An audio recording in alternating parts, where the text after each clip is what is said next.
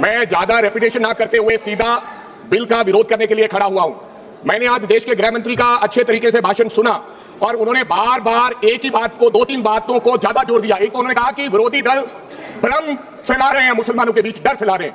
ये हमने फैलाया हुआ डर नहीं है। जब देश के मुसलमान को लगा कि देश में बीजेपी में 240 संसदों में एक भी मुसलमान संसद नहीं है, हमारे लिए जगह नहीं है, तो वो डरने लगा। जब आपने कब्रिस्तान की बात की, आपने शमशान घाट की बात की, तो वो डरने लगा। जब गोधरा हुआ, जब मुजफ्फरनगर हुआ, जब दिल्ली हुआ, जब हरियाणा मेवात में दंगे हुए, तो देश का मुसलमान डरने लगा। और फिर क्या कहा गृह मंत्री साहब ने? आज गृह मंत्री साहब ने कहा कि 2013 का बिल अगर नहीं आता, यूपीए नहीं लेकर आती, तो आज इस बिल की जरूरत नहीं थी। क्यों बिल लाए? क्योंकि आपको पता चल गया कि देश का मुसलमान हमारा साथ नहीं दे रहा। हमने हथकंडे अपना लिए, हमने आरएसएस की नीति अपना ली, हमने डंडा अपना लिया, दंगे हो गए, लेकिन मुसलमान हमारे साथ आने के लिए तैयार नहीं है। फिर आपको पता चला, आपने एक और अंकड़ा दिया। आपने कहा 1913 से 2013 तक केवल 18 लाख मुसलमानों का जमीन था और 2013 से अब तक 21 लाख और हो गया, यानी कि 39 लाख टोटल जमीन हो गया। तो आपको किसी ने समझाया मुसलमान को अगर आपके बस में करना है, ये आरएसएस की नीति नहीं अपनाएगा। जितनी देर आप इनकी सांस प्रणाली बंद नहीं करोगे, अगर वक्फ बोर्ड नहीं छीनोगे, अगर जमीनें नहीं छीनोगे, तब तक मुसलमान आपके सामने झुकने वाला नहीं है। जैसा आपने पंजाब में करने की कोशिश की, किसान झुका नहीं, पंजाब के लोग नहीं झुके, सिख नहीं झुके, तो आपने एमएसपी का झगड़ा तक डाला हुआ है कि किसान की सांस प्रणाली बंद कर दो तो पंजाब अपने आप झुक जाएगा। आर्थिक जब झुक जाएगा तो हमारी ईन मान लेगा और हमारे साथ आ जाएगा।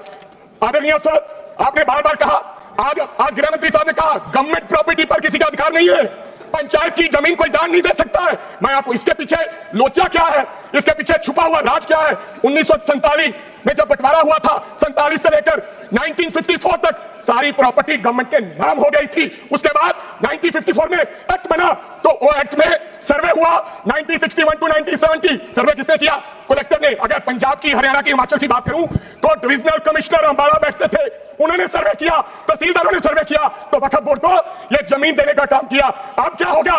जैसे राहुल गांधी कर्नाटक में भाषण देते हैं, गुजरात में मुकदमा दर्ज होता है, सजा हो गई।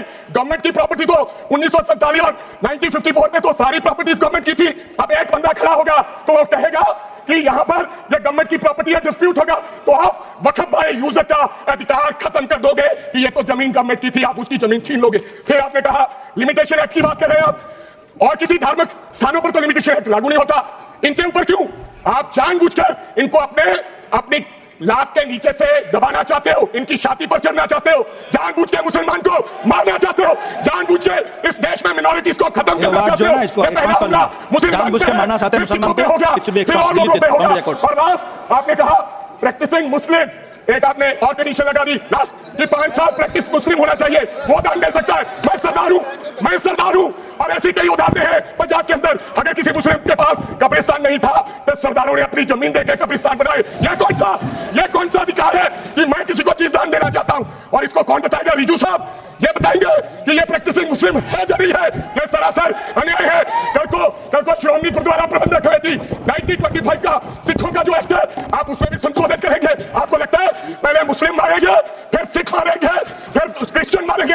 ये आपकी सोच है और मैं बिल का विरोध करता हूं।